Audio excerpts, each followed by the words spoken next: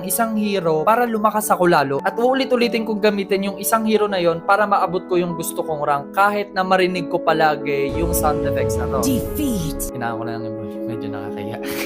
Ganon din sa realidad mga kuys. Yung buhay natin parang isang malaking video game lang at yung ranking system dito sa totoong buhay ay nahahati sa tatlo. Ito yung low class, middle class at yung high class. Hindi ko na masyado i-explain kasi self-explanatory na siya. Para naman maabot mo yung high class, kailangan mo aralin yung nag-iisang skill mo at i-enhance pa to. Kailangan mo alamin yung mga techniques or mag-invest ka pa sa knowledge mo para ma-enhance mo pa yung skill na yun. Yung next is magkaroon ka ng disiplina sa pag-grind at kailangan hindi mo gawing big deal lahat ng mga talo mo dahil gagawin mo tong motivation para maabot mo yung pangarap mong rank sa buhay. Kaya ako nag-shift ako ng mindset ko na imbis mag-grind ako sa mga video games, ibigay ko na lang yung oras ko sa pag-i-improve ng sarili ko. Kasi yung mga na-achieve ko or yung mga nakukuha ko sa online games, hindi ko naman siya makukuha sa totoong buhay. Kaya mas better na rin na mag-grind ako